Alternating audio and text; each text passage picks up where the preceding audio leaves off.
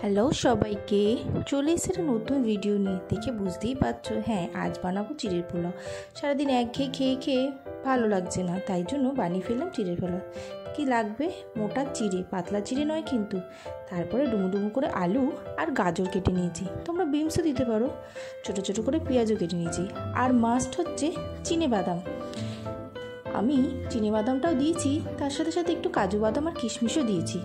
কাজু বাদামটা গোটা গোটা, তাই কাজু বাদামটাকে আমি একটু থেতো করে গুঁড়ো করে নিয়েছি। এরপর চিনেবাদামটা ভাজা ভাজা হয়ে গেলে তারপর কাজু বাদামটা দেবো। যদি আগে দিয়ে দিই তাহলে পুড়ে যাবে। দুটোকে একসাথে একটু লাল করে ভেজে নামিয়ে রাখলাম।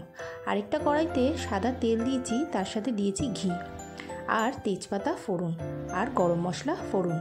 এখানে কারি পাতা দিলেও ভালো লাগে, কিন্তু আমার কাছে কারি পাতা ছিল না, তাই আমি দিইনি। তারপর দিয়ে দিলাম ডুমো করে আলু আর গাজর কেটে রাখা, একটু হলুদ, নুন আর কাঁচা লঙ্কা, যে যেরকম ঝাল খেতে ভালোবাসে। তারপর দিয়ে দিলাম পেঁয়াজগুলো। এরপর এগুলোকে ভালো করে ভেজে নিতে হবে।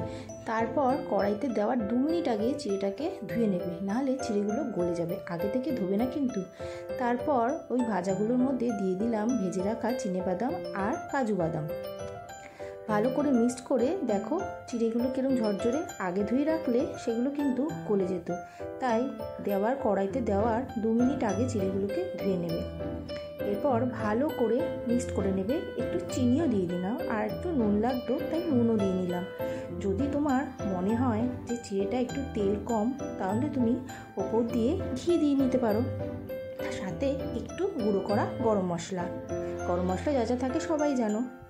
ভালো করে নাড়িয়ে চাড়িয়ে তৈরি হয়ে গেল আমার চিড়ের পোলাও। রোজ রোজ একঘেয়ে খাবার থেকে এটা বেশ ভালো হলো না?